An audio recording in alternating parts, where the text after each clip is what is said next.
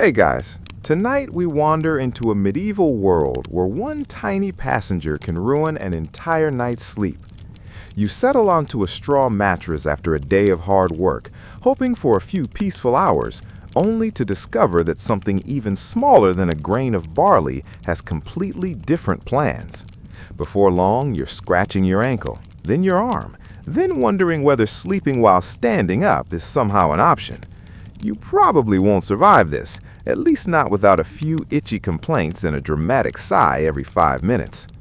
So, before you get comfortable, take a moment to like the video and subscribe, but only if you genuinely enjoy what I do here. And while you're here, let me know where you're listening from and what your local time is.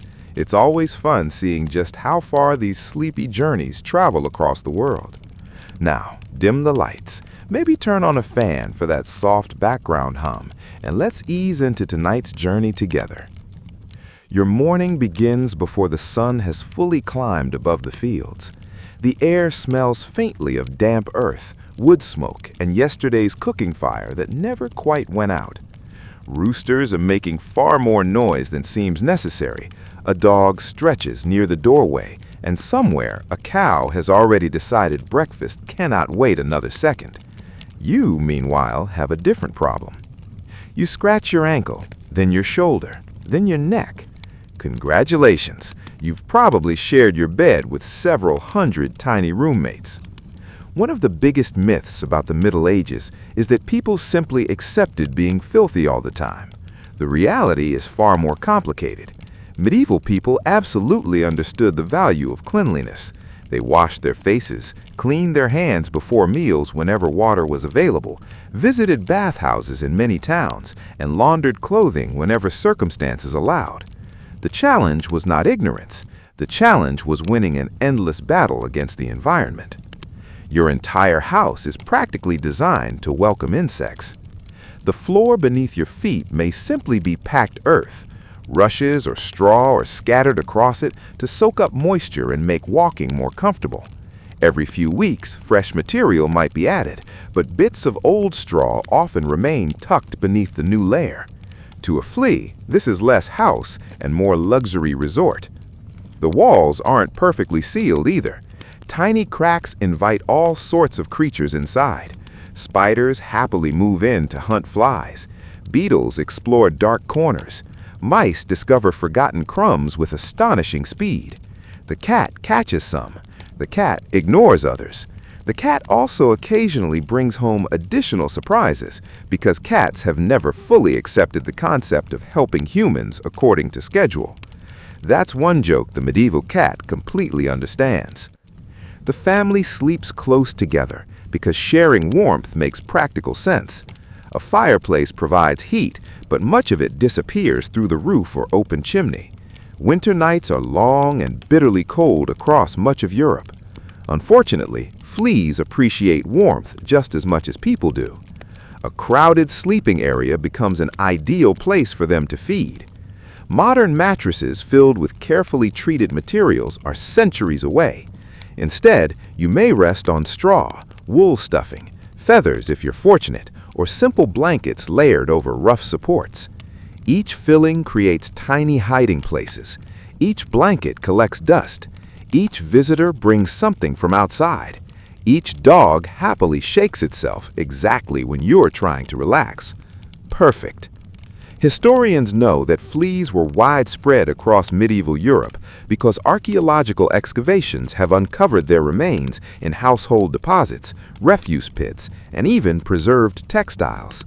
Tiny insects rarely leave dramatic stories behind, yet they quietly appear wherever people and animals live together.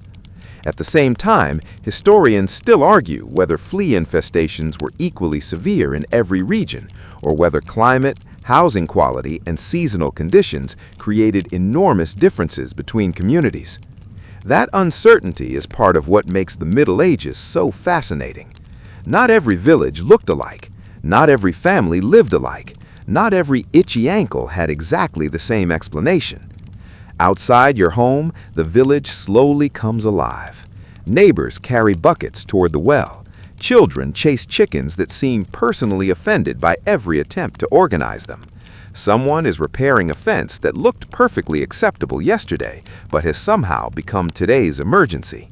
Life never really pauses. Animals are everywhere.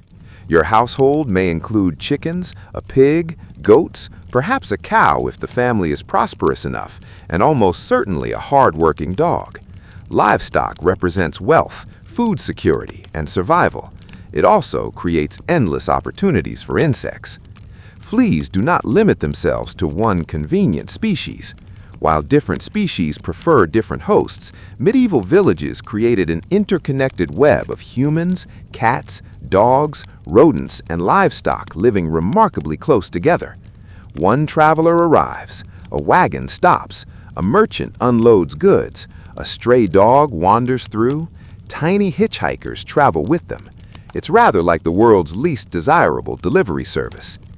Even castles offer surprisingly little protection. Stone walls may appear impressive from the outside, but tapestries, bedding, kitchens, storerooms, and stable areas provide countless hiding places inside. Nobles often enjoyed finer linens and more servants to clean them, yet expensive cloth still attracted insects if conditions allowed. Money helped, it simply wasn't magic. Medicine, meanwhile, offered explanations that sound unusual today. Many educated physicians followed the ancient theory of the four humors, believing health depended upon balancing blood, phlegm, black bile, and yellow bile. Fleas themselves were rarely understood through the lens of modern biology because germs, bacteria, and insect life cycles remained unknown. People instead focused on observable experience. If bedding seemed troublesome, replace it. If herbs seemed useful, scatter fresh plants across the floor. If smoke appeared to drive away insects, burn fragrant materials. Some of these efforts actually had limited practical value. Strong-smelling herbs may have discouraged certain pests temporarily. Frequent laundering certainly helped reduce insects in clothing. Sunlight and fresh air benefited bedding more than medieval people fully realized. Practical observation often succeeded even when scientific explanations were incomplete. Then there are the wonderfully strange remedies. Some medieval household advice suggested placing particular aromatic plants near sleeping areas. Other traditions hinted that certain charms or spoken blessings might protect a household from troublesome creatures. Whether they truly worked or not is another matter entirely. Still, when you've spent 3 nights scratching your elbows, you'll probably be willing to negotiate with almost any herb that promises peace and quiet, even one recommended by your neighbor's extremely confident aunt. You know the one. Every village has one. She's absolutely certain she can solve everything, except why her own chickens keep escaping. As evening slowly approaches, smoke curls upward from hearth fires across the settlement. Bread bakes, stew simmers gently. Someone tells a familiar story that has somehow become even more dramatic than last winter. You settle down once more. The room grows darker. The fire glows softly.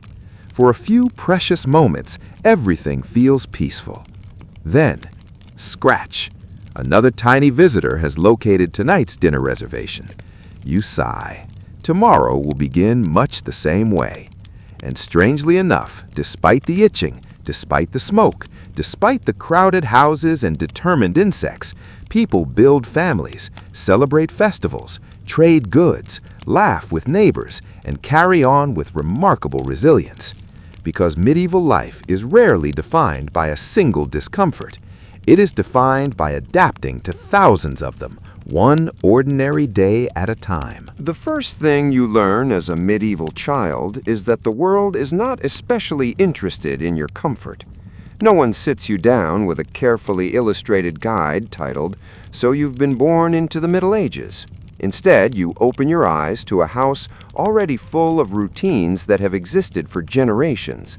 The rooster crows, the fire needs tending, the animals need feeding, water must be carried, and everyone has work to do. If you're old enough to walk without immediately falling into a bucket, you're probably old enough to help with something. And that means you're also old enough to meet the village's tiniest freeloaders. Your first blanket is unlikely to be brand new. Cloth is expensive, and nothing useful goes to waste. Blankets, cloaks, tunics, and bedding are patched repeatedly, handed down from older siblings, cousins, or neighbors, and repaired until they can barely remember what they looked like when they were first woven.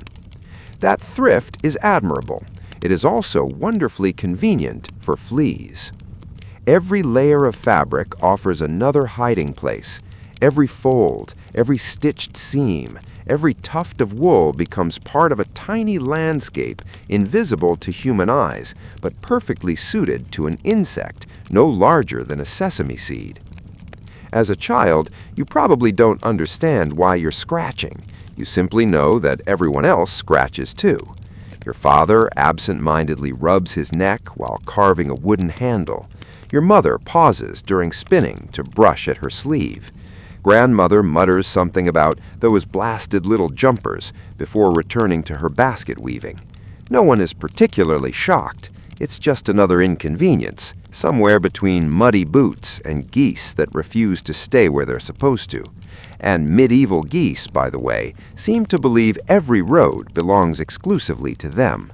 Confidence has never been their problem. Children spend much of their day outdoors, which certainly helps keep them active, but doesn't eliminate the problem. Fields, barns, haystacks, and animal pens all bring people into close contact with livestock. Dogs race alongside children, cats wander through doorways, chickens weave between tiny legs with astonishing determination. Life is shared with animals because survival depends on them. A family cow provides milk. Sheep provide wool. Goats offer milk and occasionally demonstrate impressive climbing abilities on things nobody expected them to climb. Pigs transform scraps into valuable meat. Horses, where families can afford them, make travel and farming dramatically easier. These animals are treasured. They are also excellent transportation for various insects. Modern people often imagine medieval villages as hopelessly dirty places where nobody bothered cleaning. In reality, families cleaned constantly. Floors were swept, ashes removed, food stored carefully, and clothing mended with remarkable patience. Dirt returned because the environment itself produced it every single day. Imagine trying to keep your kitchen spotless while chickens occasionally wander through it. That's basically the level of challenge. A mainstream historical fact often overlooked is that soap did exist throughout medieval Europe. It varied greatly in quality and expense, but people knew how to produce soap using fats and alkaline substances. Wealthier households generally had easier access to better quality soap, while poorer families often relied on simpler cleaning methods. The issue wasn't that cleanliness had never been invented. The issue was that daily life kept undoing yesterday's hard work. Wash your clothes, then spend 8 hours harvesting grain, carry sacks, sleep beside working animals, repeat tomorrow. Victory is temporary. One curious medieval belief suggested that certain strong-smelling herbs, such as wormwood, mint, or lavender, could discourage troublesome insects when scattered through bedding or hung around the home. While these remedies were not magical shields, some aromatic plants may indeed have offered modest deterrent effects, even if medieval people didn't fully understand why. Then there were less practical suggestions. Some villages passed along stories claiming that particular charms, prayers, or household rituals could keep pests away. Whether anyone genuinely believed these methods worked or simply enjoyed the comfort of tradition is difficult to know.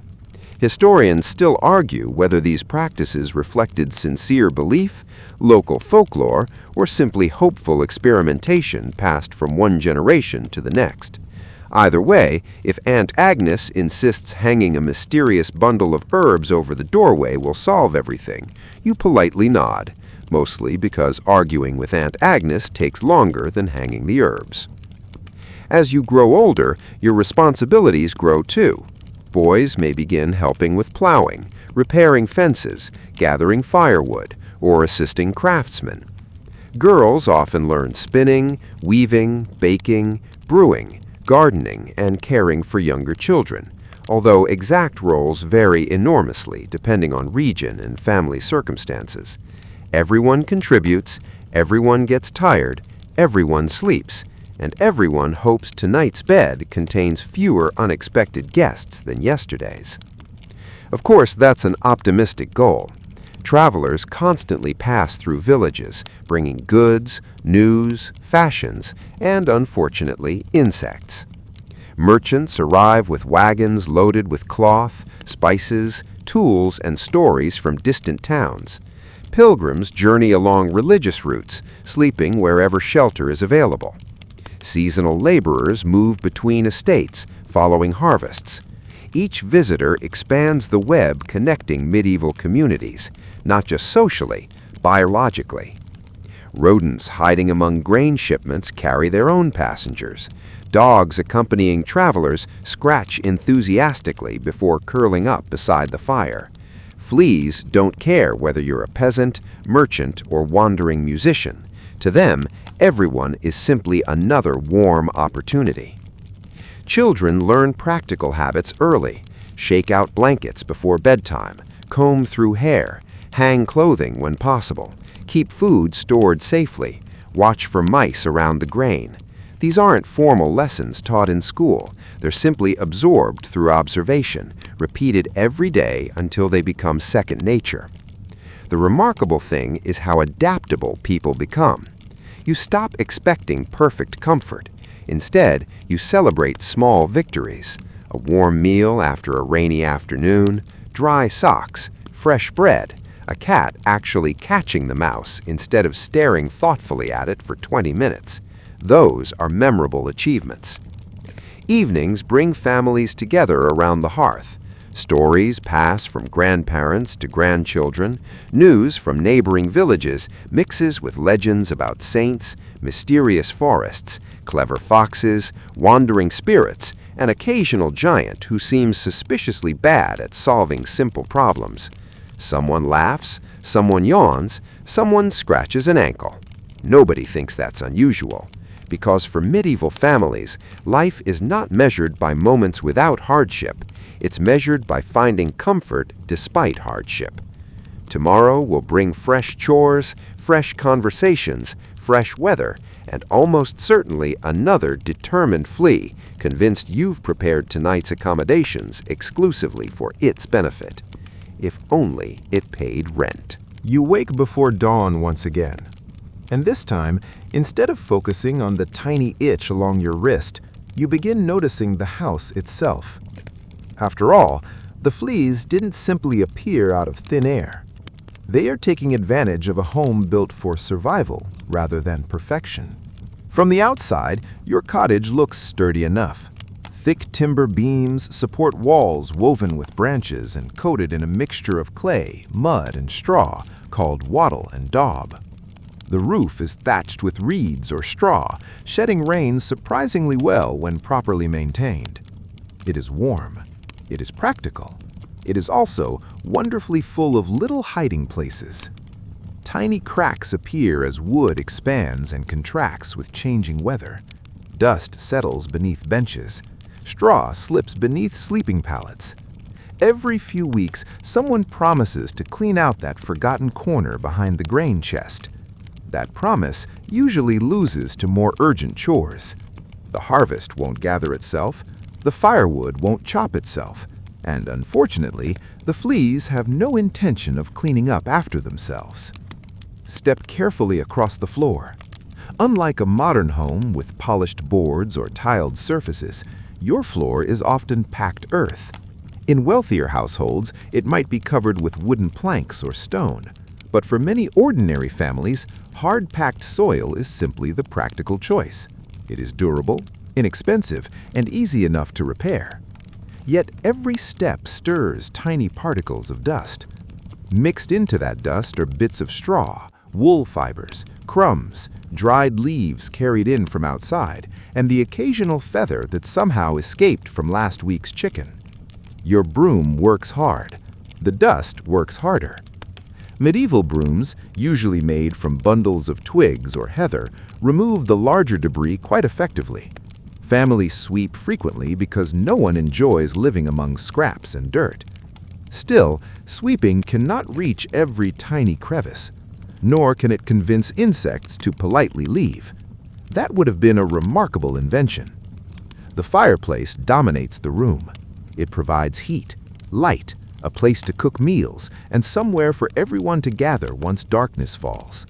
Smoke curls upward toward the roof, although much of it lingers indoors before escaping through a chimney or a simple roof vent. Your eyes water occasionally. Your clothes permanently smell of smoke. Ironically, that smoke may discourage some insects for a little while, though certainly not enough to solve the problem entirely. The family gathers around the fire each evening because it is the warmest place in the house. Grandfather sharpens tools. Mother mends clothing. Children shell peas or spin wool. Someone quietly hums a familiar tune. The dog stretches across the floor exactly where everyone keeps walking. It has chosen this location with absolute confidence. You trip over it anyway. The dog looks offended. Somehow, this is your fault. Animals drift in and out of daily life so naturally that you barely notice them anymore. Chickens occasionally wander through open doors. Cats patrol for mice. A loyal dog follows you from yard to field and back again. These companions are useful. They are beloved. And yes, they sometimes bring fleas inside.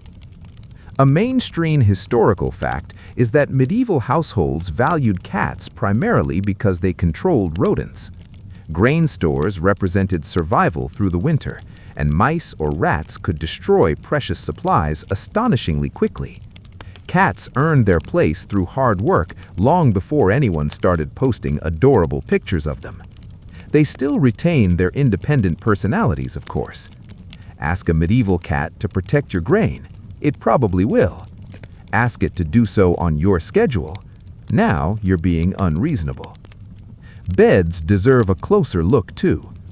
If you imagine every medieval person sleeping directly on bare straw, the picture is incomplete. Wealth varied enormously. Poorer families often slept on straw-filled mattresses placed on wooden frames or simple platforms. Better-off households might enjoy feather beds, wool-filled mattresses, linen sheets, and thick blankets. Comfort existed.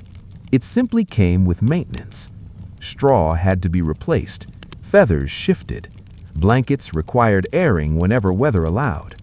Mattresses needed beating to remove dust and debris. If neglected for long enough, they became comfortable homes for unwelcome guests. The entire household develops routines around these realities.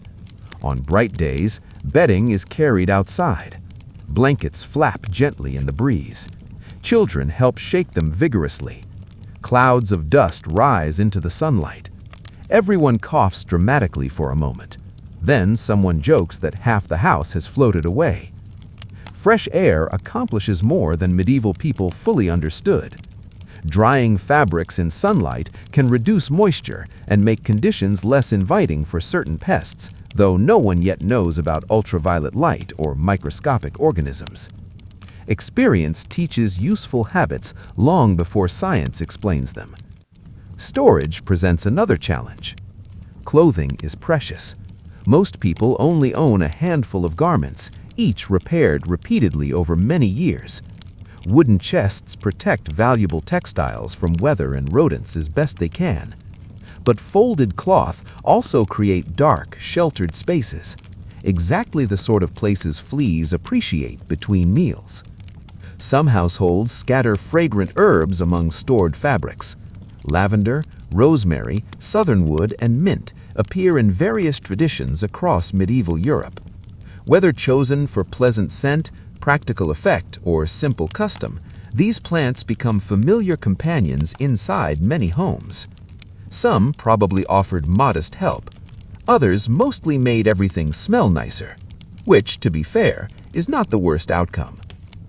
Historians still argue whether aromatic herbs significantly reduced insect populations or whether their effectiveness has been exaggerated over time. Archaeological evidence confirms the plants were widely used, but measuring exactly how well they worked remains difficult. The debate continues. Meanwhile, medieval families continue hanging herbs anyway. Hope, after all, weighs almost nothing.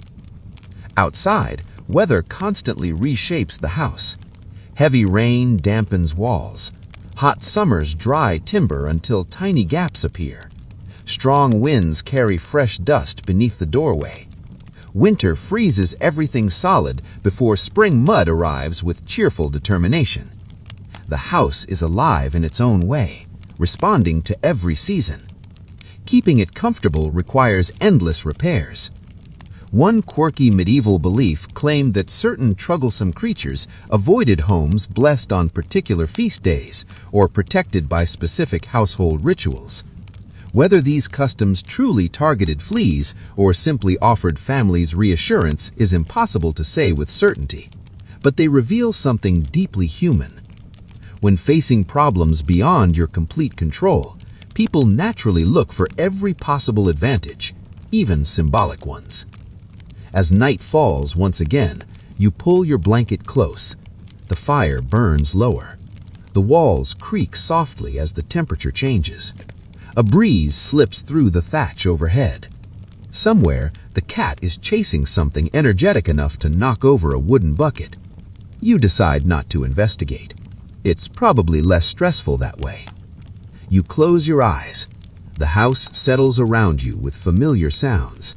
Crackling embers, distant livestock, quiet breathing from family members nearby. For a little while, everything feels peaceful. Then, your ankle begins to itch. Not because your home is a failure, but because medieval homes are built to protect people from cold, hunger, rain, and danger first. Winning the war against tiny jumping insects is simply one more battle fought every ordinary day. Morning arrives with all the subtlety of a blacksmith's hammer. Not because anyone enjoys waking up before sunrise, but because daylight is valuable and candles are expensive. Every minute of natural light is precious. So long before your body has fully agreed to the arrangement, you're already outside, breathing cool morning air while the village slowly shakes itself awake. You give your sleeve one absent-minded scratch, and then another. At this point, scratching has become less of a deliberate action and more of a background habit, like blinking or sighing when someone announces that another fence needs repairing. Breakfast is simple. Perhaps a coarse loaf of rye bread, yesterday's pottage warmed over the fire, a little cheese if the family has some, and weak ale. To modern ears, drinking ale in the morning sounds like the beginning of a questionable life choice. In medieval Europe, however, small ale contained very little alcohol and was often safer to drink than contaminated water in some places.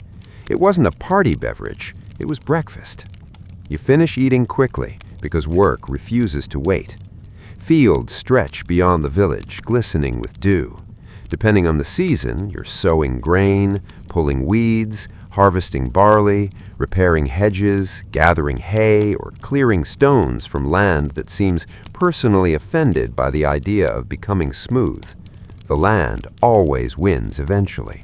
It simply allows you temporary victories. Hours pass beneath the sun. You kneel, stand, lift, carry, repeat. Your clothing grows damp with sweat, then dries, then becomes dusty, then damp again.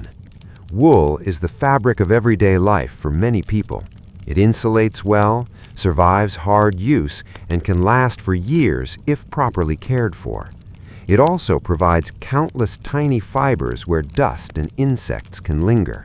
You can't simply toss your clothes into an electric washing machine after work. For one thing, electricity is several centuries away. For another, explaining a washing machine to your neighbors would probably lead to uncomfortable questions involving sorcery. Laundry is serious work. When laundry day finally arrives, clothing is soaked, scrubbed, beaten, rinsed out, and hung to dry. Soap helps when available. Ash-based cleaning mixtures may also be used. Streams, rivers, and communal washing places become busy centers of activity. Cleaning clothes takes time, a great deal of time. Time that could otherwise be spent tending crops, repairing tools, preparing food, or simply collapsing into bed from exhaustion. Families therefore balance cleanliness with survival. They wash what they can, when they can. The rest must wait. A mainstream historical fact is that linen undergarments, where affordable, were valued because they absorbed sweat and could be washed more frequently than heavier wool garments. Wealthier individuals often owned more changes of linen, making hygiene somewhat easier. Most peasants, however, owned relatively few garments. Each one had to last. Every patch represented hours of labor already invested. Around midday, work pauses briefly. You sit beneath the shade of a tree with neighbors. Bread appears again, accompanied by onions, perhaps some smoked fish, or a bit of cured meat if fortune has smiled recently. Conversation wanders from weather predictions to livestock, from village gossip to rumors brought by passing merchants. Someone claims a neighboring village has produced a cabbage larger than a child's head. Nobody completely believes it. Everybody discusses it anyway. Human nature, it seems, has changed remarkably little.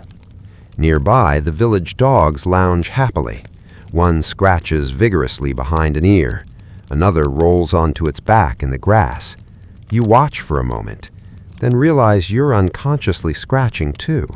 Apparently, the fleas are excellent at encouraging group participation. The afternoon brings fresh labor.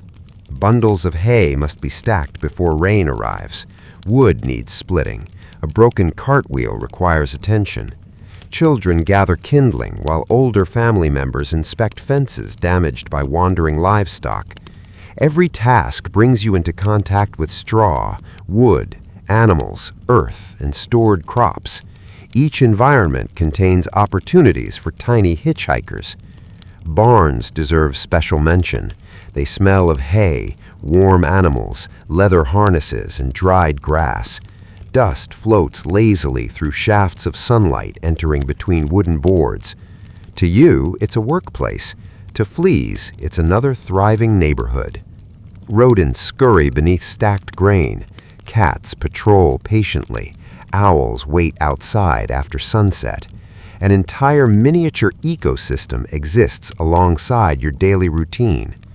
One quirky medieval belief suggested that carrying certain herbs in a small pouch sewn into clothing could help protect against unpleasant smells, illness, or troublesome insects. Whether the herbs actually deterred fleas in any meaningful way remains uncertain, but they certainly made long days among livestock smell a little more pleasant, which was probably appreciated by everyone standing downwind. Historians still argue whether everyday medieval peasants experienced flea infestations continuously throughout the year, or whether outbreaks were far more seasonal than many popular portrayals suggest. Climate, housing conditions, local wildlife, and regional customs likely created enormous differences from one village to another. There was no single medieval experience. Some households undoubtedly struggled more than others. As evening approaches, everyone returns home carrying the day's exhaustion on aching shoulders. Boots come off near the doorway. Tools are cleaned before rust can claim them. Animals receive one final feeding. The fire is stirred back to life. Supper bubbles quietly in an iron pot. Perhaps cabbage, perhaps beans, perhaps another hearty pottage that has evolved from yesterday's leftovers into today's entirely respectable meal. One advantage of stew is that it forgives almost everything. A carrot, a turnip, a handful of barley, yesterday's onions. If it fits in the pot, congratulations, you've invented dinner. The family eats together while smoke curls lazily overhead. Stories begin once again. An older neighbor remembers an unusually harsh winter. Someone jokes about the miller's stubborn donkey. The children laugh. Grandmother pretends not to smile. Outside, darkness settles across the fields. Inside, Blankets are shaken before bed. Not perfectly, not thoroughly enough to eliminate every unwanted guest, but enough to make everyone feel they've done something useful. Sometimes that's the best anyone can ask for. You stretch out on your mattress, your muscles ache from honest work. The room grows quiet, except for the gentle crackle of fading embers. Sleep comes quickly after such long days, and somewhere in the darkness, a flea begins another ambitious night's journey. Tiny, persistent, entirely unaware that it has become one of history's most irritating companions. The village bells begin ringing before you even finish rubbing the sleep from your eyes. Their sound drifts across the fields, over grazing sheep, through patches of woodland, and into every cottage. It is more than a call to worship. It marks time itself. In a world without wristwatches, smartphones, or the helpful little notification that reminds you you've forgotten absolutely everything, church bells organize the rhythm of life. You pause your work. You recognize the hour. You know where you're expected to be. Whether you're a peasant, a craftsman, or a local lord, faith shapes nearly every part of your routine. The medieval church is not simply a place you visit once a week. It influences holidays, marriages, births, funerals, business agreements, and even how people understand illness, fortune, and misfortune. That doesn't mean everyone behaves perfectly, far from it. Human beings remain wonderfully consistent across the centuries. Someone still arrives late. Someone still whispers during the service. Someone's child decides this is the perfect moment to test whether echoes can be improved by shouting. Some traditions, it seems, are eternal. You enter the village church, and for a little while, the outside world fades. Stone walls keep the interior cool, even during warmer months. Candles flicker gently. Colored light filters through stained glass in wealthier churches, while simpler village chapels rely mostly on daylight entering through narrow windows. The smell is unforgettable. Beeswax, incense, old timber, damp stone, wool cloaks drying after morning mist, and perhaps just the faintest reminder that several hundred hard-working villagers have gathered in one enclosed space. Let's politely call it authentic atmosphere. The priest speaks in Latin during much of the service, though sermons and explanations are often delivered in the local language so ordinary people can understand the lessons. For many villagers, faith offers stability. Harvests fail, winters grow harsh, children fall ill, livestock disappear. Yet the church calendar continues, giving structure to uncertain lives. A mainstream historical fact is that medieval Europe observed numerous feast days honoring saints throughout the year. These holy days often provided rare breaks from ordinary labor, bringing communities together for worship, shared meals, fairs, games, and celebrations. Work pauses, laughter returns, neighbors visit. Even the hardest working farmer appreciates a festival, especially if someone else is cooking. Of course, large gatherings also mean people spend time in close quarters. Pilgrims arrive from distant villages, travelers share lodgings, families welcome relatives they haven't seen in months. Warm clothing brushes together, blankets are shared, dogs nap beneath benches. If Fleas could organize annual conventions, feast days would probably receive enthusiastic reviews. One can almost imagine a tiny insect announcing, "Excellent attendance this year, 5 stars." Fortunately, they never learn public speaking. Faith also influences how people interpret the natural world. Many medieval Christians see animals, weather, and even everyday inconveniences through a spiritual lens. Some hardships are understood as tests of patience. Others are viewed as ordinary consequences of living in a fallen world. Few people imagine fleas exist purely to make life miserable, though after the third bite on your elbow before sunrise, you're certainly tempted to argue otherwise. Not every belief is official church teaching. Village folklore quietly lives alongside formal religion. An elderly neighbor recommends placing St. John's wort near the doorway. Another insists that blessing the house on a particular feast day keeps troublesome creatures away. Someone swears their grandmother never had fleas after hanging certain herbs above the bed. Whether that's because of the herbs or because grandmother owned an unusually enthusiastic cat remains uncertain. Historians still argue whether these customs represented deeply held beliefs or simply comforting traditions repeated across generations without much debate. Either way, rituals help people feel they have some measure of control, and that matters, especially in a world where so much remains unpredictable. Pilgrimages add another fascinating layer to medieval life. Across Europe, thousands of people travel to famous shrines seeking healing, forgiveness, or spiritual fulfillment. Some journeys last days, others take months. Pilgrims sleep in monasteries, inns, barns, and private homes offered by generous strangers. They meet merchants, monks, nobles, shepherds, and fellow travelers from places they've only heard about in stories. Ideas travel with them. Songs travel with them. News travel with them. Unfortunately, so do fleas. Tiny companions rarely pay travel expenses. Monasteries, meanwhile, occupy a special place in medieval society. Many monks live according to strict daily routines of prayer, study, manual labor, and communal meals. Some monasteries become centers of learning, preserving ancient manuscripts by carefully copying them by hand. Without their work, many classical texts might have disappeared forever. The image of silent monks bent over illuminated manuscripts isn't entirely a myth. It happened, though one suspects the occasional monk also wished the scribe beside him would stop clearing his throat every 3 minutes. Even holy patience has practical limits. Monastic communities generally place a great emphasis on cleanliness according to available resources.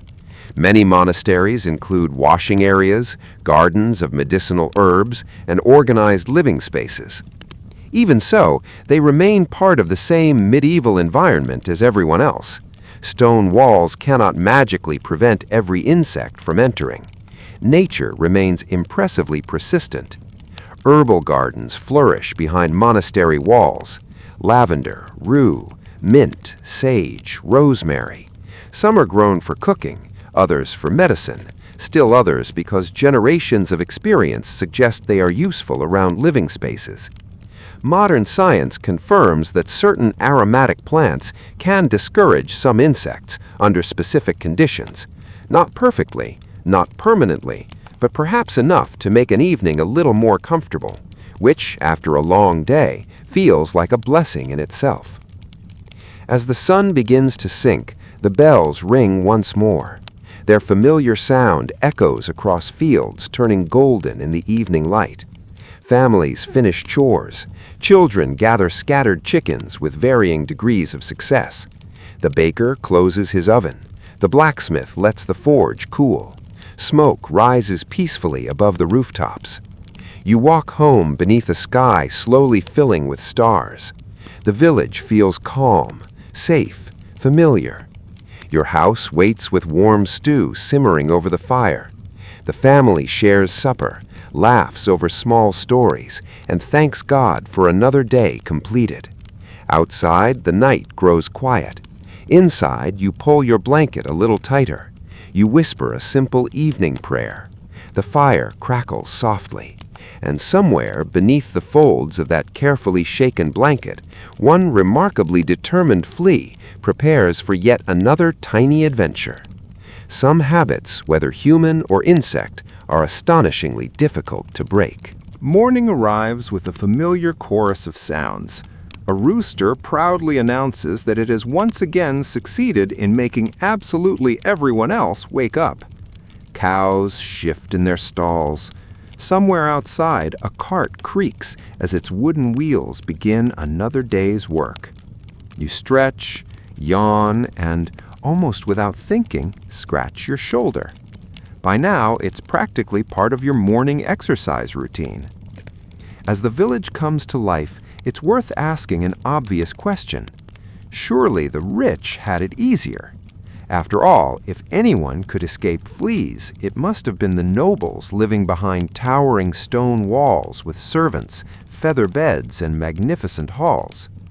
Well, yes and no. Medieval society was deeply divided by wealth, but fleas had a remarkable ability to ignore social class. A lord's expensive cloak was just as warm as a peasant's wool tunic.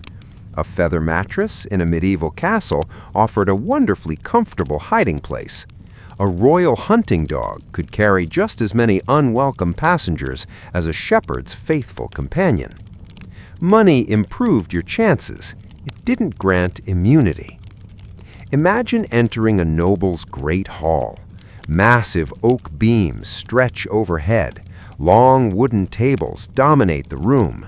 Colorful tapestries cover the stone walls, helping to reduce drafts while displaying wealth and family pride. Iron chandeliers hold flickering candles. Servants hurry between kitchens and dining areas, carrying fresh bread, roasted meat, and steaming pottages. It's impressive. It's lively.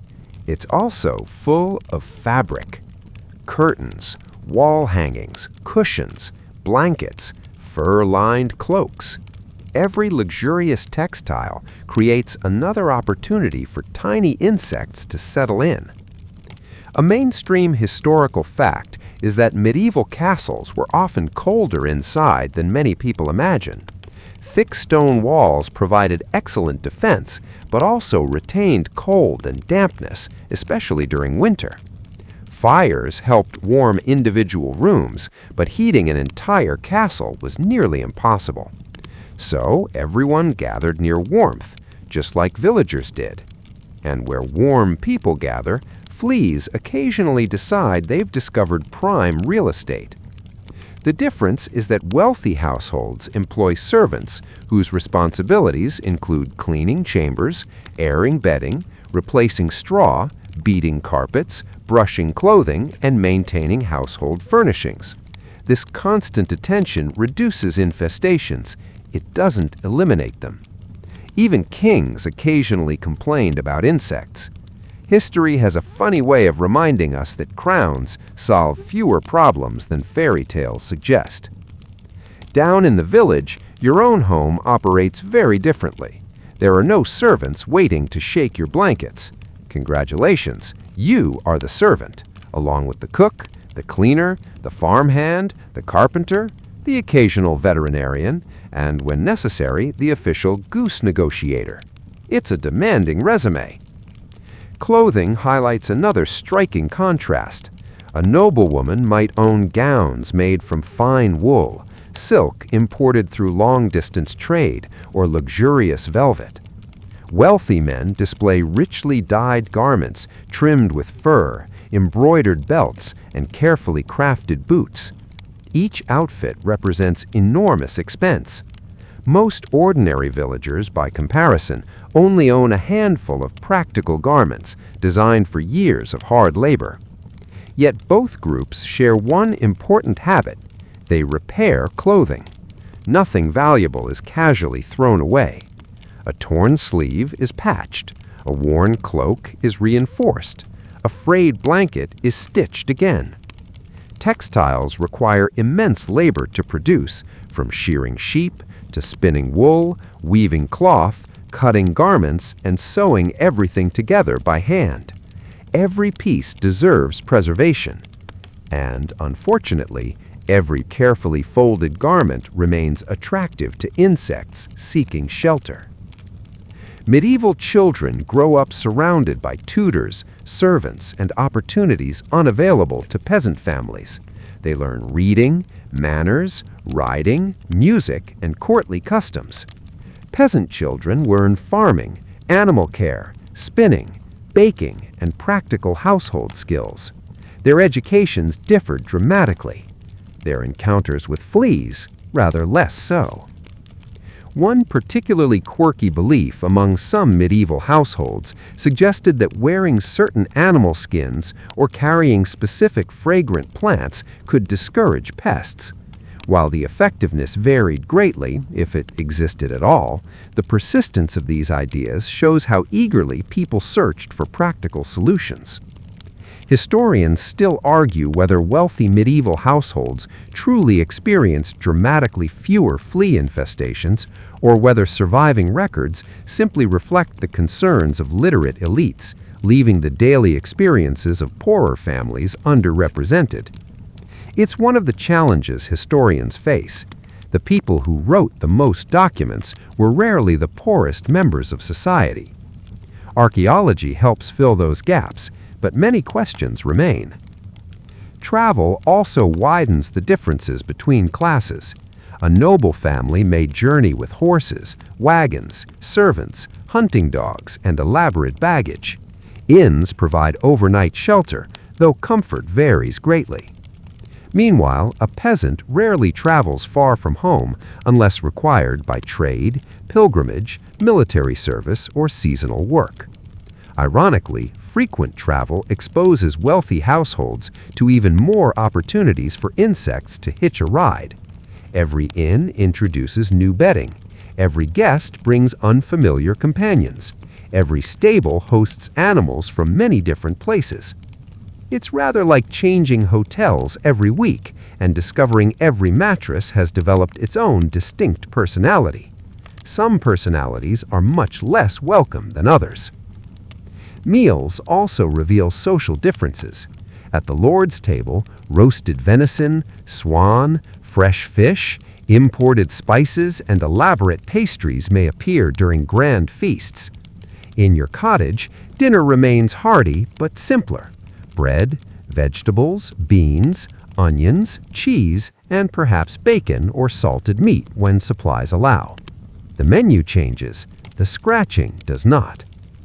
Perhaps the greatest difference lies not in comfort itself, but in time. Wealth buys leisure. If you're a noble, someone else may mend your clothing. Someone else sweeps your chamber. Someone else replaces worn bedding. If you're a peasant, every one of those tasks waits for your own hands after a full day's work in the fields. That's exhausting. Yet medieval villagers possess something equally valuable: community. Neighbors borrow tools. Families help during harvest. Women gather to spin and weave together. Men cooperate repairing fences, bridges, or mills. Children race through the village in cheerful packs, inventing games that somehow involve sticks, stones, and an astonishing willingness to fall over dramatically. No expensive toys required. As evening settles across both castle and cottage, candles flicker in noble chambers, while humble hearth fires glow inside timber homes. Different worlds, different comforts, different expectations. But beneath blankets of linen or wool, upon feather mattresses or straw pallets, human beings everywhere close their eyes, hoping for peaceful sleep. And somewhere, with breathtaking optimism for such a tiny creature, a flea prepares to prove that medieval society may have been divided by wealth, but not always by itchin. The road begins just beyond the last cottage, winding its way through fields, forests, and rivers before disappearing over the nearest hill. You stand for a moment, looking at it. It doesn't seem particularly important, just a strip of dirt, really. But this humble road is one of the great arteries of the medieval world. Along it travel merchants with wagons full of cloth, monks carrying precious books, pilgrims seeking holy shrines, blacksmiths looking for work, musicians chasing generous audiences, soldiers marching toward uncertain futures, and farmers bringing produce to market. And, quite unintentionally, they all help transport fleas. Not because anyone wants to, because that's simply what happens when people, animals, blankets, and baggage spend enough time together. You join the steady flow toward market day. This is one of the busiest days of the week, and for many villagers, it's also the most exciting. The quiet rhythm of farm life suddenly gives way to noise, color, and conversation. The closer you get, the louder everything becomes. Horses snort impatiently. Dogs bark at absolutely nothing. Children dart between adults with the fearless confidence that only children seem capable of possessing. Someone is arguing loudly over the price of onions. Someone else insists their cheese is the finest in 3 counties. No one can actually prove it. Everyone has an opinion anyway. The market square is alive. Wooden stalls crowd together beneath colorful awnings.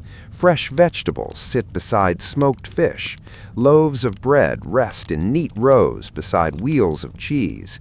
Potters display glazed jugs, while blacksmiths show off newly forged knives, horseshoes, and cooking pots. The smells compete for your attention. Fresh herbs, roasting meat, leather, hay, wood smoke, animals, and the unmistakable scent of several hundred people gathered in one place after walking for miles. Let's just say medieval perfume had plenty of competition. A mainstream historical fact is that weekly markets were essential to medieval economies. Villages, towns, and cities relied on them not only for trade, but also for exchanging news, arranging marriages, settling disputes, hiring workers, and spreading ideas. If you wanted to know what was happening 50 miles away, you didn't open an app. You waited for someone who'd been there. News traveled at the speed of walking, sometimes at the speed of gossip, which remarkably could be much faster. You overhear conversations everywhere. A merchant claims roads farther south are safer this year. A pilgrim describes a magnificent cathedral. A shepherd insists wolves have been unusually bold. Another traveler reports seeing a camel in a distant city. Half the listeners believe him. The other half politely assume he's confused by a particularly strange horse. Trade connects more than people. Grain sacks arrive from neighboring villages. Bundles of wool pass through countless hands. Blankets are bought and sold. Old clothing remains valuable because making new textiles requires enormous effort. Nothing useful is wasted, yet every piece of cloth has a history. Who owned it before? Where has it traveled? What tiny passengers may have accompanied it? Few medieval shoppers spend much time asking those questions. They have more immediate concerns. Can they afford it? Will it last? Will it survive another winter? The road itself creates endless opportunities for insects. Travelers sleep wherever they can. Some stay at monasteries. Others find space in inns. Many sleep in barns, stables, or generous households willing to offer shelter. Bedding is shared. Blankets are borrowed. Dogs curl beside strangers. Cats inspect newcomers with their usual expression of profound skepticism. Fleas hardly notice the change of address. They're simply pleased to have transportation. Medieval inns vary enormously in quality. Some are well-run establishments where weary travelers find warm food, clean straw, and safe lodging. Others, well, let's say your expectations should remain flexible. The mattress might be comfortable, or it might have witnessed events stretching back 3 generations. Either way, you probably won't ask too many questions. One particularly quirky medieval belief claimed that certain crossroads possessed unusual spiritual significance. Some travelers crossed themselves before passing through lonely intersections, while others left tiny offerings or whispered prayers for protection during long journeys. Whether those rituals offered protection from thieves, bad weather, or troublesome insects is difficult to know. They certainly offered travelers a little reassurance. Historians still argue whether medieval roads were busier than once believed, or whether surviving records exaggerate the movement of merchants and pilgrims, overlooking the quieter routines of ordinary villagers. Archaeology continues revealing new evidence: lost horseshoes, discarded coins, broken pottery, fragments of wagons. Each discovery reminds us that medieval Europe was far more connected than older history books sometimes suggested. Trade also introduces new fashions. A merchant displays brightly dyed cloth from distant workshops. A noblewoman admires imported silk. A craftsman examines improved tools forged in another region. Ideas travel alongside goods. So do recipes, songs, and stories, and occasionally completely unbelievable rumors. Someone confidently announces that people in a distant kingdom have ears so large they use them as blankets. Everyone nods thoughtfully for a moment. Then someone quietly points out that this seems rather impractical during windy weather. Critical thinking wins the day, eventually.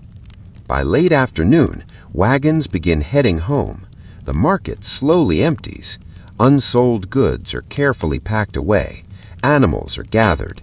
Children who somehow wandered in 6 different directions are finally located. Parents breathe sighs of relief. Merchants count their earnings. You begin the familiar walk back to the village. Your basket feels heavier than it did this morning.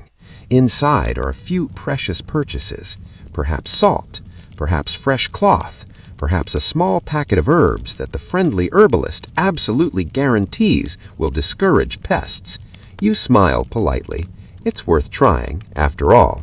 Medieval people become experts at improving the odds rather than expecting perfect solutions. The road grows quieter as evening approaches. Birdsong replaces market chatter. The smell of fields returns. Home appears on the horizon. Behind you, hundreds of travelers continue toward destinations scattered across Europe. Ahead of you awaits another ordinary evening. You step through your doorway. The fire is lit. The stew is warm. Your family asks about the market. You tell stories of merchants, pilgrims, wandering musicians, and impossible rumors about blanket-eared strangers. Everyone laughs. Then the dog scratches vigorously behind one ear. You glance at your own sleeve, and suddenly you begin scratching too. Some souvenirs from market day, it seems, are considerably less desirable than others. You wake before sunrise with the familiar feeling that something has been nibbling on your ankles during the night. You resist the urge to scratch. You last approximately 3 seconds, a respectable effort. As you pull on your wool tunic, you begin wondering how a medieval person explains this constant irritation. Today, if you discover an itchy bite, you might think about insect repellents, allergic reactions, or bacteria. You know that tiny creatures can spread disease because centuries of scientific discovery have slowly built that understanding. You, however, are living in the Middle Ages. Your doctor, or more accurately, your physician, barber surgeon, local healer, or wise village herbalist, views the body through a very different lens. That doesn't mean medieval medicine is entirely nonsense. Far from it. It simply operates according to the best knowledge available at the time. A mainstream historical fact is that much of medieval European medicine was based on the writings of ancient Greek and Roman scholars, particularly Galen and Hippocrates. Their ideas remained enormously influential for centuries, shaping how educated physicians understood health and disease. Central to this system is the theory of the 4 humors.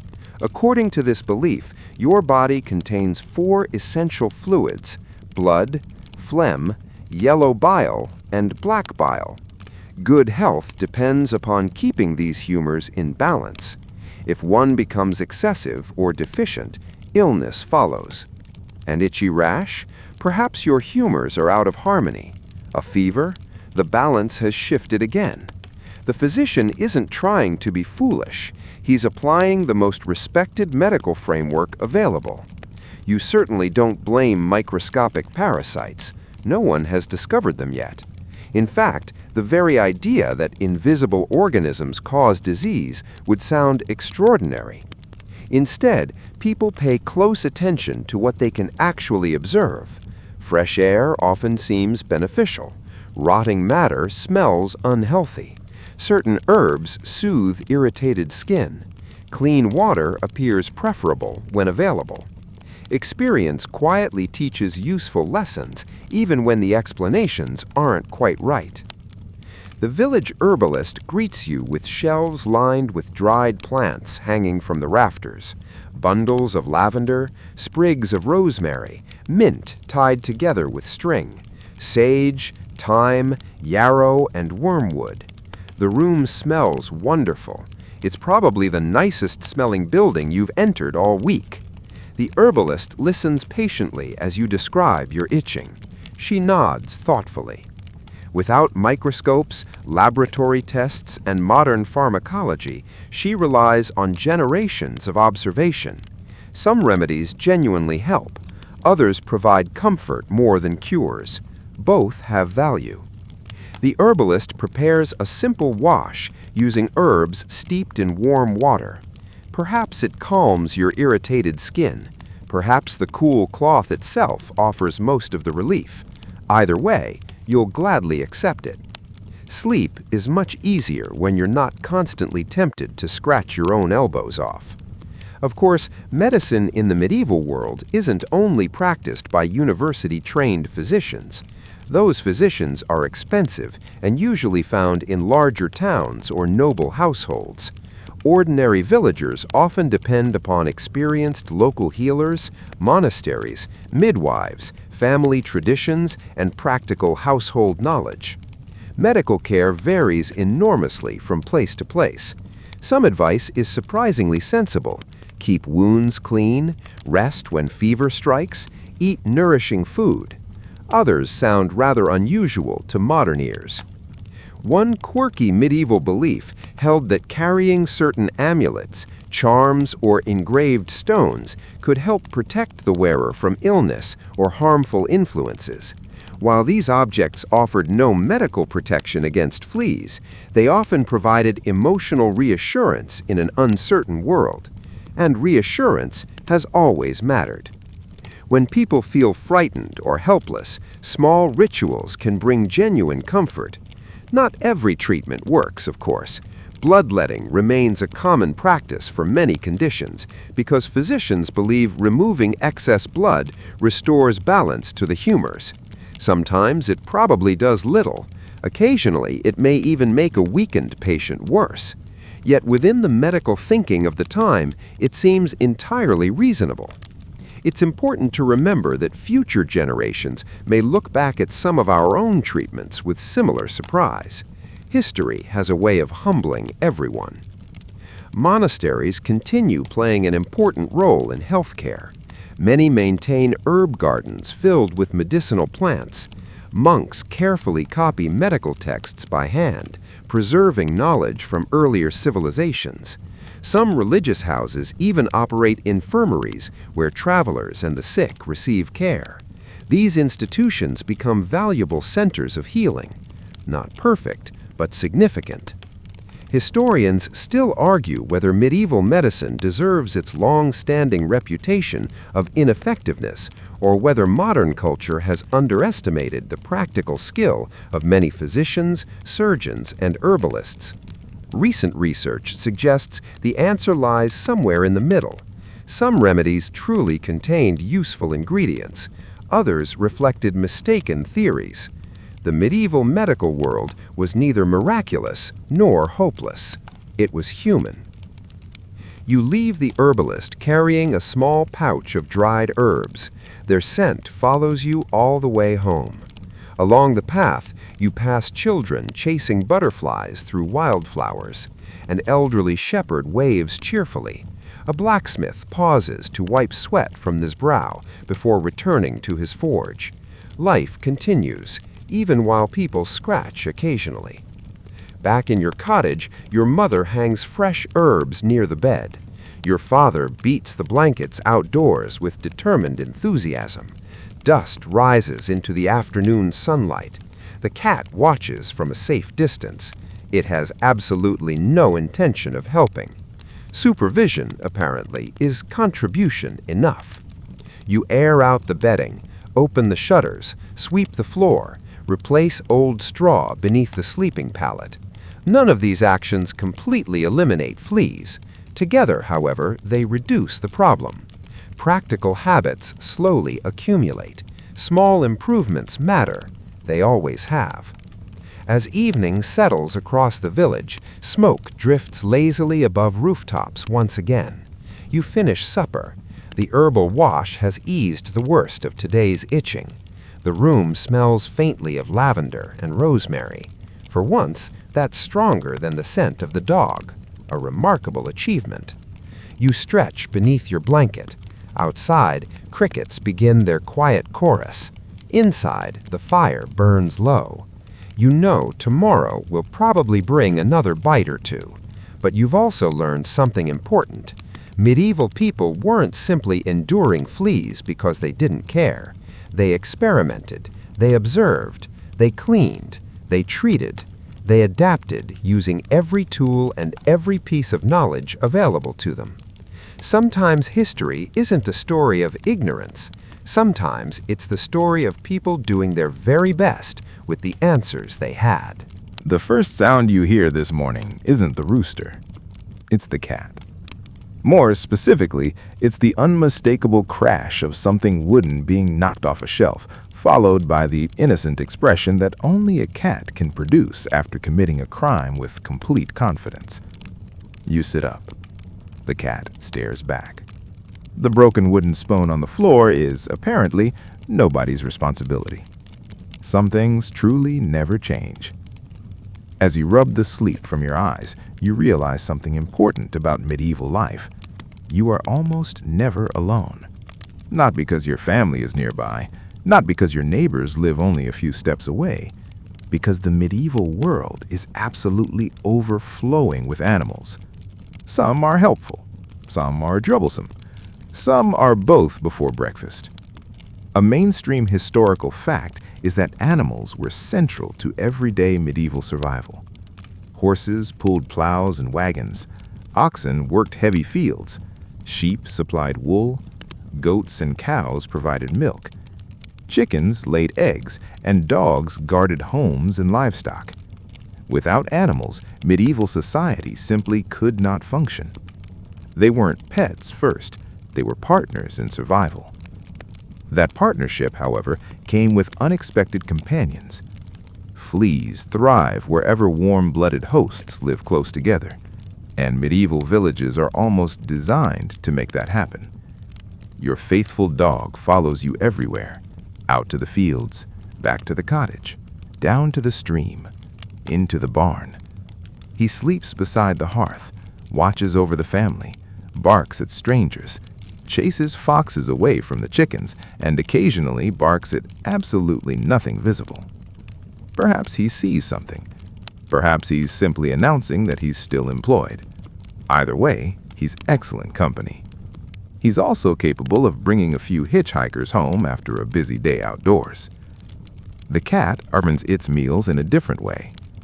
Granaries are irresistible to mice. Where grain gathers, rodents follow.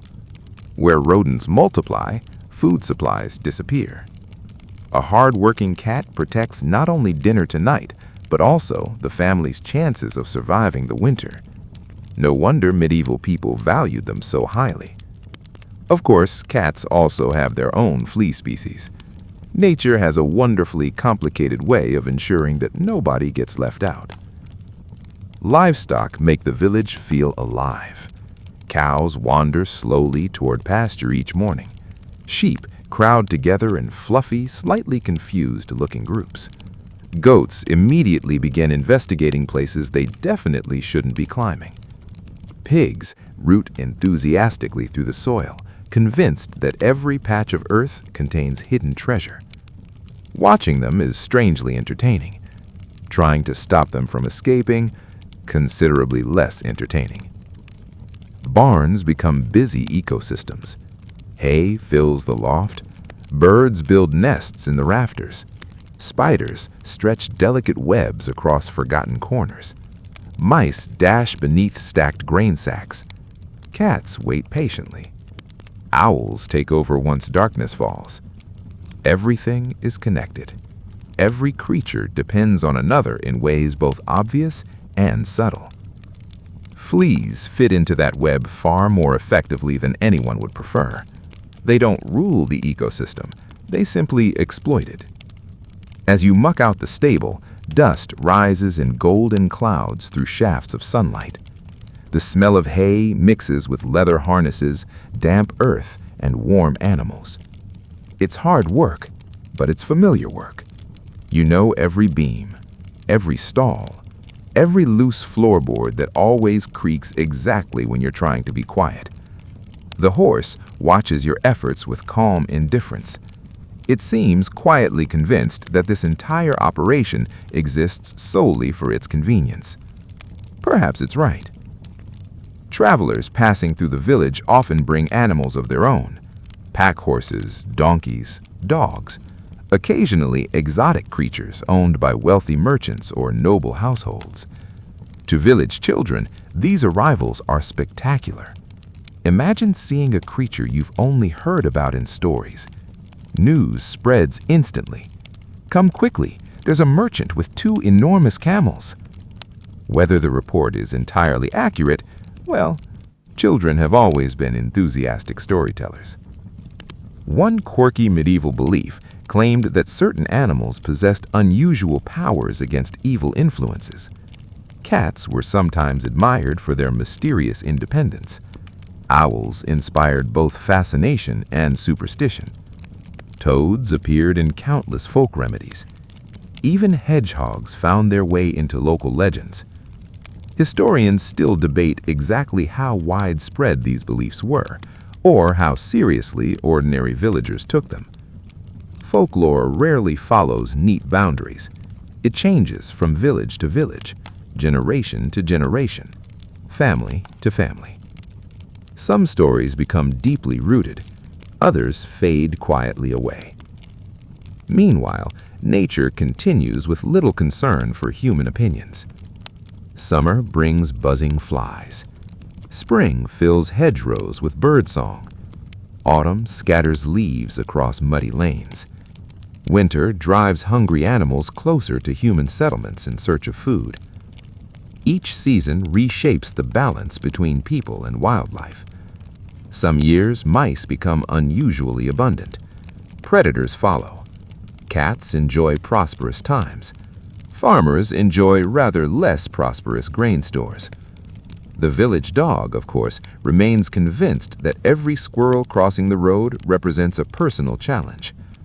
Optimism is one of his strongest qualities. Success, rather less so. You notice how medieval people pay close attention to animals. They observe migration patterns, watch changing weather, study livestock health. Notice which herbs animals choose to eat when unwell. Generations of practical knowledge accumulate through careful observation. Without scientific laboratories, nature itself becomes the classroom. People learn because survival demands it. Children inherit this knowledge almost without realizing. A father points out fresh fox tracks. A grandmother explains which berries birds avoid. A shepherd recognizes illness among sheep long before obvious symptoms appear. Experience becomes education. As evening approaches, livestock return from pasture. The village grows noisier for a while. Cowbells ring softly. Dogs bark encouragement that nobody requested. Geese protest everything. Absolutely everything. One gets the distinct impression that geese would complain about perfect weather simply on principle. At last, the gates close. Animals settle into their familiar places. The barn grows quiet. The family gathers once more around the fire. Outside, the stars slowly appear.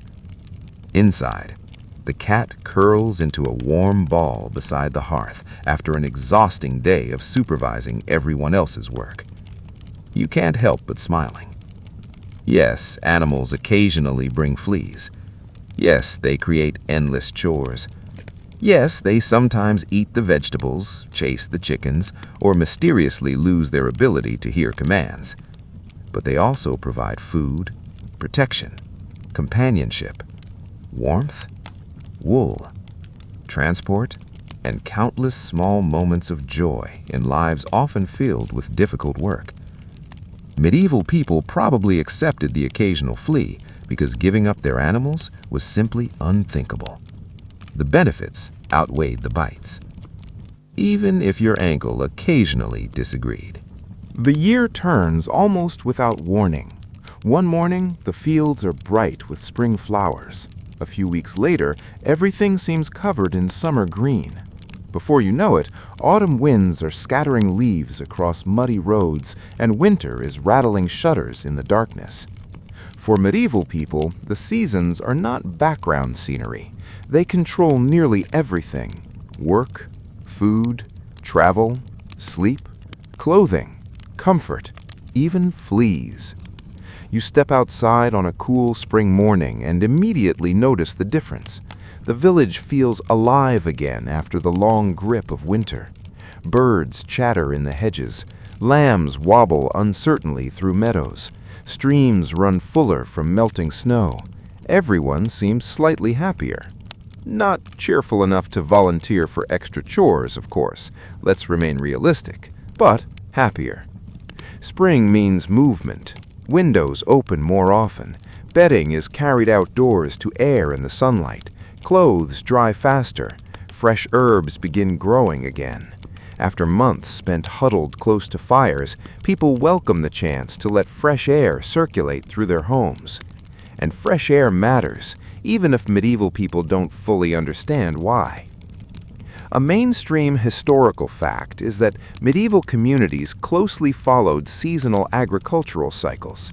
Spring planting, summer maintenance, autumn harvests, and winter preparation shaped nearly every aspect of rural life. Miss the season's work, and the consequences could last an entire year. The stakes are enormous. Spring also brings challenges. Animals become more active. Rodents emerge from winter shelters. Birds build nests in roofs and barns. Everything starts moving again, including insects. The medieval world wakes up together. Summer arrives with longer days and warmer nights. At first, this feels wonderful. You can work later. Travel becomes easier. Roads dry out. Markets become busier. The evenings stretch pleasantly into golden light. Then comes the heat. Wool clothing that felt comforting in January now feels rather less appealing. You sweat. The dog pants. The cow looks mildly annoyed. Everyone dreams of shade. Summer warmth encourages countless tiny creatures to thrive. Flies become persistent companions. Bees fill gardens and orchards. Fleas find plenty of opportunities wherever animals and people gather. Life itself seems to multiply. A medieval village in midsummer buzzes, chirps, hums, barks, bleats, and occasionally shouts. Quiet is not the dominant theme. Harvest season follows. Now there is no time for complaints. Fields must be gathered before weather changes. Entire communities work together. Men, women, and children contribute according to their abilities. The pace becomes relentless. You wake early, work late, sleep deeply, then repeat. Every hour matters. There's little opportunity to worry about perfect comfort when grain still stands in the field awaiting collection. The harvest determines survival through winter. Everything else becomes secondary. One quirky belief found in various medieval traditions held that certain midsummer celebrations offered protection for misfortune for the coming year. Bonfires, special herbs, and seasonal rituals often blended ancient customs with newer Christian traditions. Historians still argue about exactly how these practices evolved and how much pre-Christian folklore survived within local celebrations. The answers vary from place to place. Europe is never as uniform as people sometimes imagine. One village's tradition might seem completely unfamiliar to another only a few days away. Then autumn arrives. Many people today think of autumn as cozy, colorful leaves, crisp air, pumpkin-flavored everything. Medieval autumn is cozy too, right up until you remember that winter is coming and your survival depends entirely on how well the harvest went. Suddenly, the season feels slightly more serious. Storage becomes a priority. Grain fills barns, vegetables are preserved, firewood is gathered, tools are repaired, roofs are inspected. Everyone prepares. Because once winter arrives, mistakes become much harder to fix. Animals often spend more time near human shelters as temperatures fall. Families move closer together indoors. Doors remain shut longer. Windows open less frequently. Warmth becomes precious. These conditions make houses feel smaller, more crowded, more enclosed, and therefore more attractive to certain unwelcome guests. Winter finally settles across the landscape. The fields become quiet. Roads turn muddy, icy, or nearly impassable. Travel slows dramatically. Darkness arrives early. The village gathers around fires once again. Winter changes the entire rhythm of life. People spend more time indoors spinning wool, repairing tools, mending clothing, carving wood, sharing news. The fire becomes the center of the household. Everyone wants to sit nearby. Unfortunately, fleas appreciate warmth almost as much as humans do. You've probably noticed a pattern by now. Whenever medieval people create a comfortable environment for themselves, tiny insects often think it's comfortable too. History can be deeply unfair that way. Winter also encourages practicality. Blankets are layered. Straw mattresses receive fresh filling when possible. Families work hard to maintain what they have. Nothing goes to waste. A worn cloak becomes patches for another garment. Old fabric finds new purposes. Broken tools are repaired rather than discarded. Resourcefulness becomes a way of life. Children grow up learning these lessons automatically. Use everything. Waste nothing. Prepare early. Hope for the best. Plan for the worst. The weather itself becomes a constant topic of conversation. Will spring arrive early? Will summer be dry? Will harvests succeed?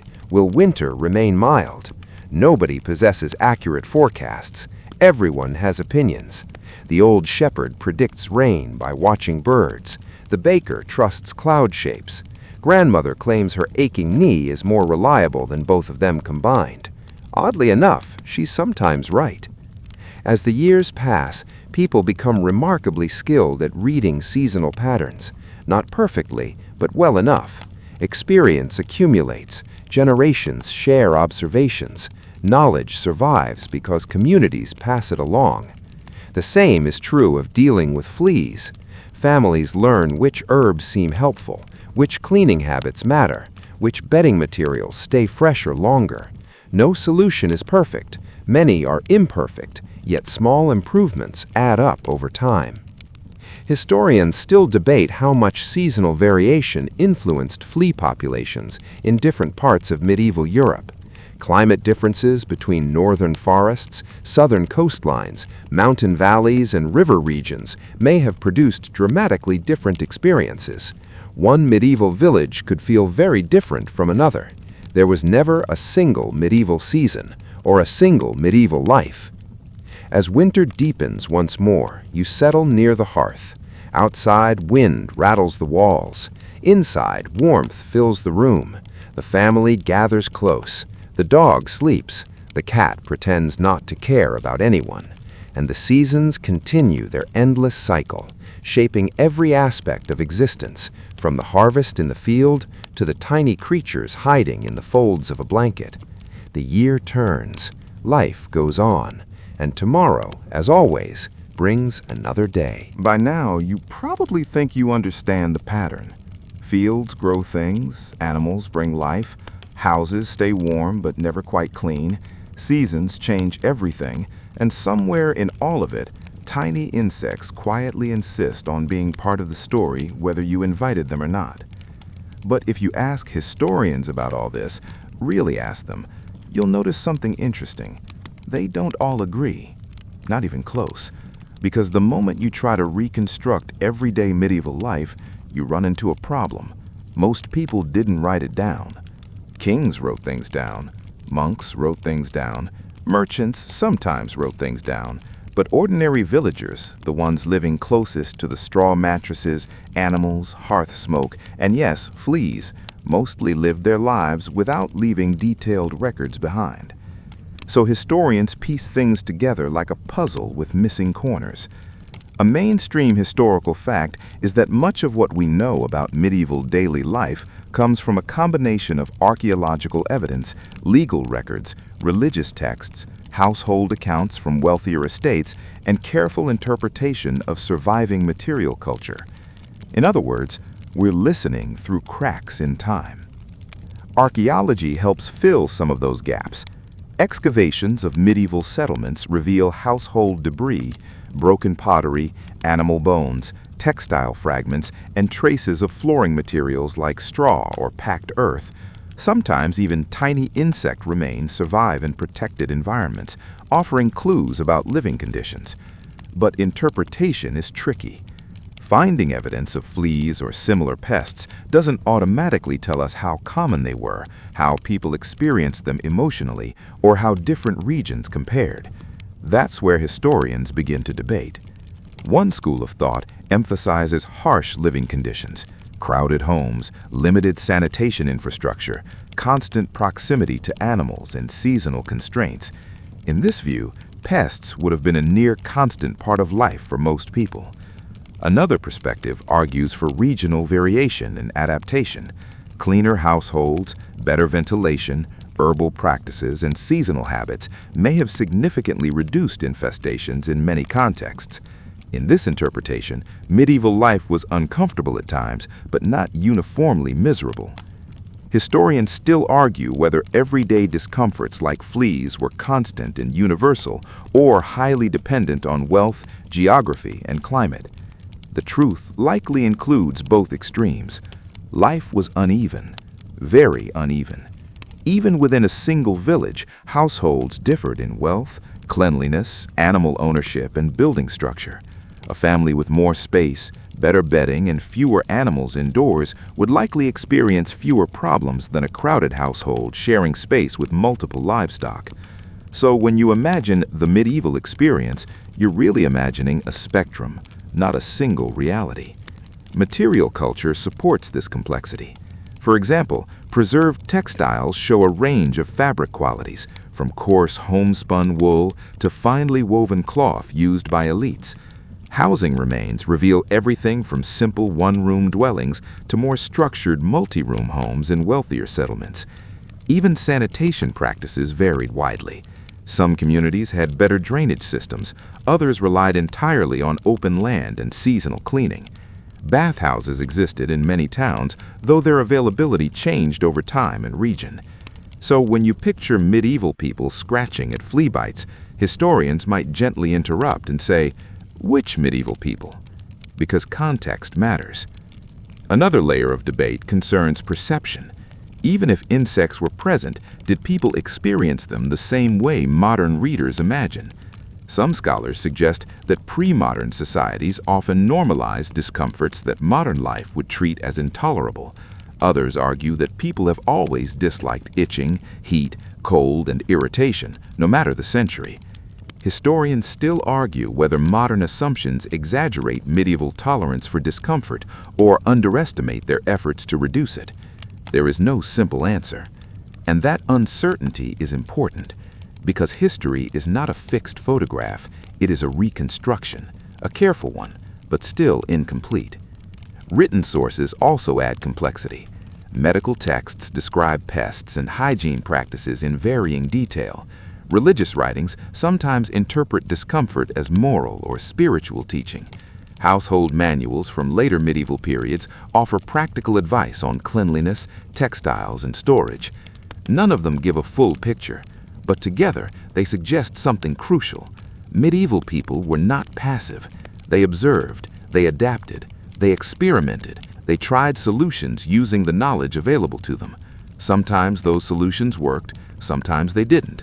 Often they were somewhere in between. Even legal records occasionally mention household regulations about cleanliness or livestock management in towns. Municipal rules sometimes attempted to control waste disposal or regulate animal keeping within city limits, not because medieval cities were perfectly organized, but because they were actively trying to solve real problems. Meanwhile, folklore and everyday sayings provide another layer of evidence, less precise but deeply revealing about how people thought.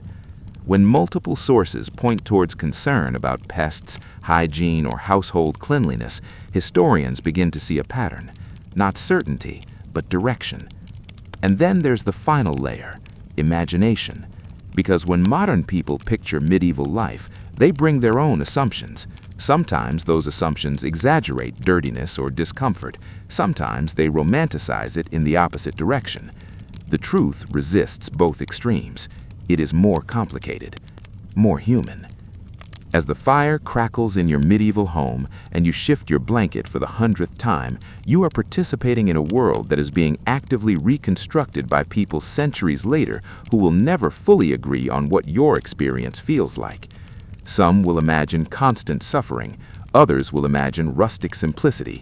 The reality likely sits in the middle, a mixture of hardship and routine comfort, of irritation and adaptation, of scratching and carrying on anyway. You lie back as the night settles again, and in the silence of history itself, the debate continues. There are nights in the Middle Ages when everything feels slightly more fragile than usual. Not because something dramatic is happening, but because everything is always close to going wrong.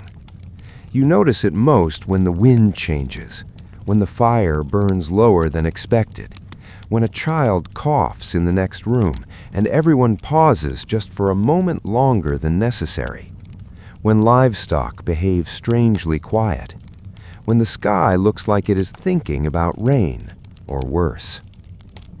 Medieval life is not a constant crisis, but it is always aware that crisis is possible, and that awareness shapes how people live. When things go wrong in a medieval village, they tend to go wrong in ways that affect everyone. A bad harvest doesn't just mean less food variety, it means hunger. A harsh winter doesn't just mean extra blankets, it means survival becomes a daily calculation. Disease doesn't just inconvenience a household, it can reshape entire communities. A mainstream historical fact is that medieval Europe experienced periodic crises such as famine, localized outbreaks of disease, harsh winters, and occasional warfare, all of which had profound impacts on daily life and population stability. These events are not constant, but when they arrive, they are deeply felt, and they change how people think about ordinary discomforts. Even something as small as persistent itching becomes part of a larger pattern of resilience. Because when you are already dealing with cold, hunger, or exhaustion, small irritations become just one more layer in a long list of things to endure. But endurance is not the same as indifference. Medieval people respond to hardship with action wherever possible. When harvests fail, communities adjust planting strategies for the following year. When livestock die, families try to replace them or redistribute resources. When disease spreads, people isolate the sick where they can, seek help from healers, or turn to religious rituals for comfort and protection. One quirky medieval belief found in various regions suggested that certain misfortunes could be absorbed or directed through symbolic actions, such as prayers, charms, or communal rituals intended to restore balance to a troubled household or village. Historians still argue whether these practices were primarily spiritual, psychological, or practical coping mechanisms disguised in religious language. The answer may be all three at once, because in a world without modern medicine or scientific certainty, explanation and comfort are tightly connected. Crises also reveal something important about medieval society: cooperation. Villages do not face hardship alone. Neighbors help neighbors.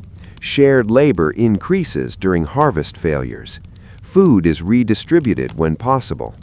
Community networks become essential survival tools. Even feudal structures, often described in terms of hierarchy, also contain obligations flowing both upward and downward. Lords are expected to provide protection and resources in times of need. Peasants are expected to provide labor and service. The system is imperfect, uneven, and often unfair, but it is also interdependent. When things go wrong, that interdependence becomes visible. And within that fragile system, everyday annoyances like fleas don't disappear, but they are reframed. They are no longer just irritations. They are part of a much larger pattern of life being difficult in many directions at once. During times of crisis, priorities shift sharply. Food comes first. Safety comes first. Warmth comes first. Everything else becomes secondary. A scratch on the skin matters less when your main concern is whether the grain stores will last until spring. This does not mean people stop caring about comfort. It means comfort is negotiated against survival. And medieval people are very practiced negotiators. Even in difficult times, cultural life continues. Stories are still told around fires. Religious festivals still mark the calendar. Music still appears at gatherings, however modest. Humor survives. It has to. One of the more quietly important realities of medieval crises is that people often reinterpret hardship through meaning-making systems. Religious explanations are common. So are seasonal interpretations. So are moral interpretations, ideas that suffering may be a test, a consequence, or part of a larger divine plan. Historians still argue whether these interpretations provided comfort, control, or simply structure for experiences that otherwise felt chaotic. Probably all three again. Meanwhile, environmental pressures continue shaping daily life. Floods can destroy fields. Droughts can reduce yields. Cold spells can shorten growing seasons. Wild animals may move closer to settlements in hard winters.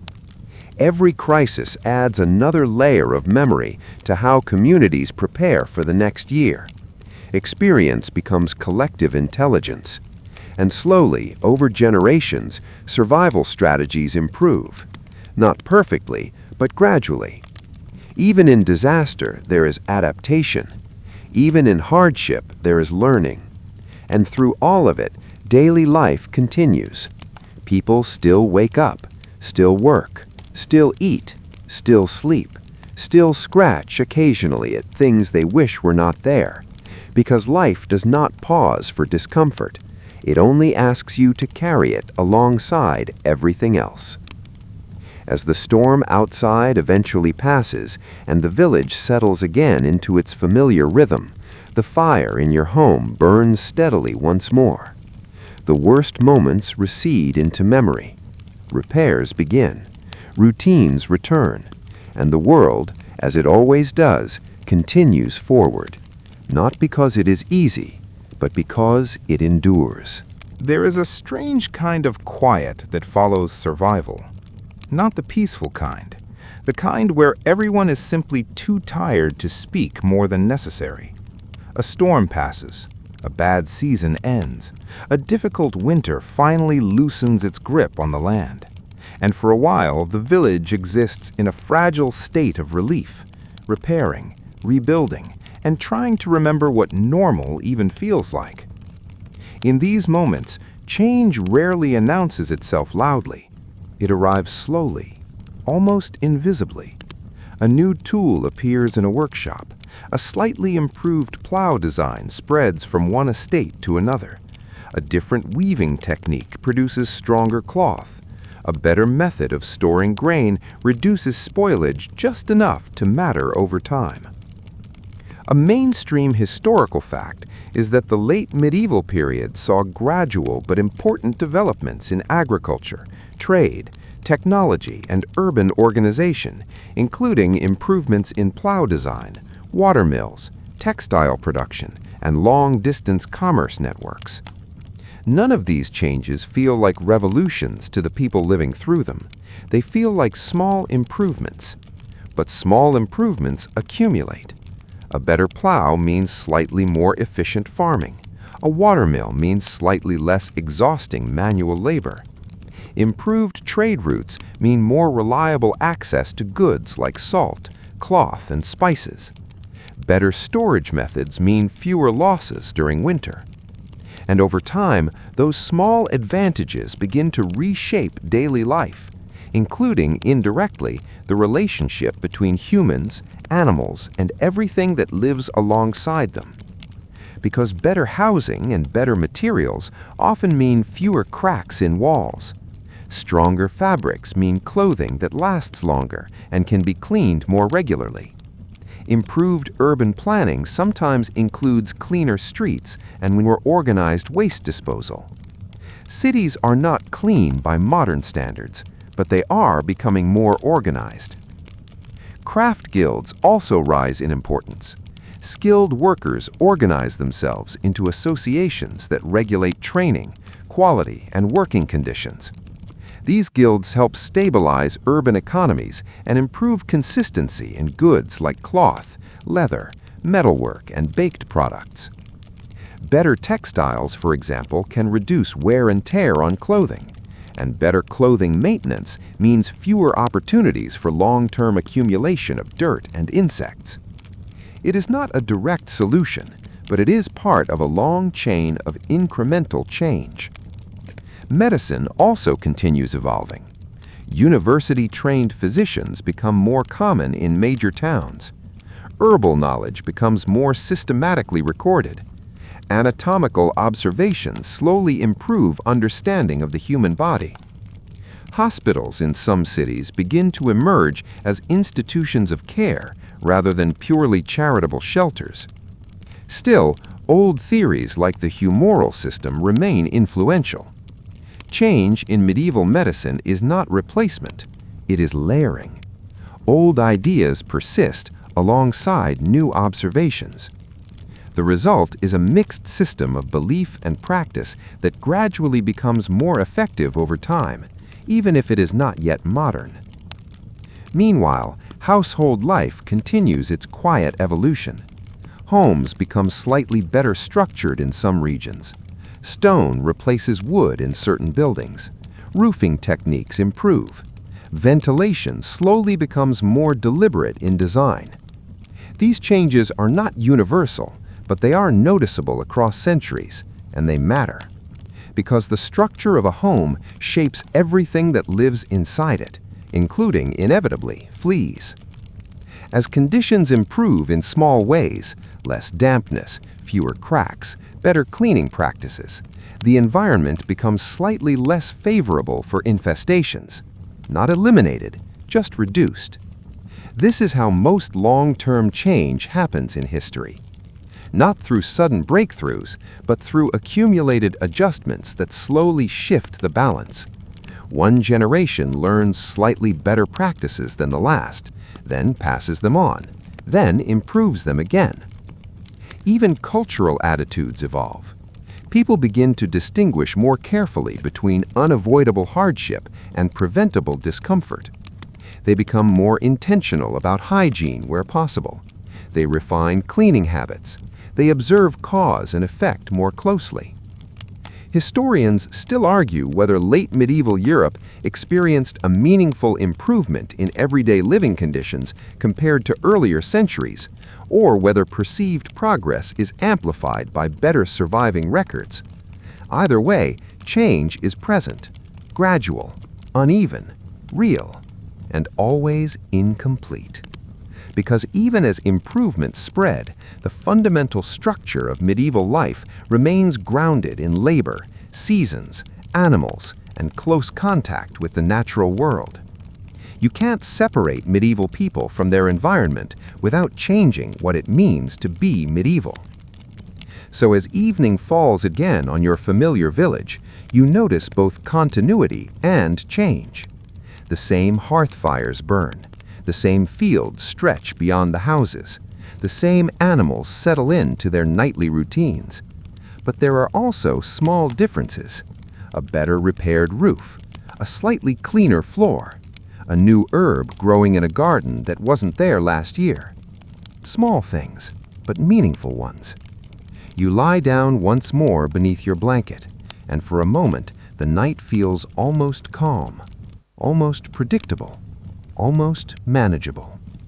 And somewhere in the background of that quiet, the medieval world continues its slow, steady movement forward, one improvement at a time, one generation at a time, one small adjustment after another. Even the smallest lives living within it simply adapt, as they always have. By the time you reach the final stretch of this story, something subtle has happened. What began as a simple, itchy inconvenience has slowly expanded into a much larger picture of an entire world, one built on effort, adaptation, and a constant negotiation between humans and the environment they live inside. And now, standing at the edge of reflection, it becomes clearer what this small creature was really doing in medieval life. It wasn't just an annoyance, it was a reminder that medieval people lived in a world where boundaries between indoors and outdoors were thin, where animals and humans shared space in ways that modern life has mostly separated, where comfort existed but never fully detached from labor, seasons, and nature. A mainstream historical fact is that pre-modern societies in Europe were deeply interconnected with domestic animals, agricultural cycles, and natural environments, which shaped everything from housing design to daily hygiene practices and health outcomes. Nothing existed in isolation, not homes, not people, not even the smallest living creatures. And so, when you look back at the medieval world, fleas become less of a joke and more of a symbol of proximity, closeness, interdependence. You cannot have warm houses without warmth attracting life. You cannot have animals without the ecosystems that follow them. You cannot have straw bedding, wool clothing, and wooden homes without offering shelter to more than just humans. Even so, medieval people were not passive participants in this system. They acted constantly. They cleaned, they washed, they aired bedding. They used herbs and smoke and heat and sunlight. They observed patterns. They shared advice. They tried again when something didn't work. One quirky but important reality often overlooked is how much medieval daily life depended on practical knowledge passed through generations, knowledge that was rarely written down but widely practiced, refined, and adapted within households and communities. Historians still argue whether medieval hygiene practices were primarily reactive, responding to discomfort and illness, or proactive, based on a more structured understanding of cleanliness than often assumed. The truth likely includes both. People respond to what they experience, and they remember what works. Over time, those small actions accumulate into traditions, and those traditions shape how entire societies live. When you zoom out far enough, the medieval world stops looking like a static, dirty snapshot and starts looking like a living system, constantly adjusting, improving in uneven steps, and responding to pressures from every direction: weather, farming, trade, animals, disease, technology, belief. Everything interacts. Everything matters. Even something as small as an insect becomes part of a much larger story about how humans adapt to the environments they inhabit. And perhaps that is the real takeaway.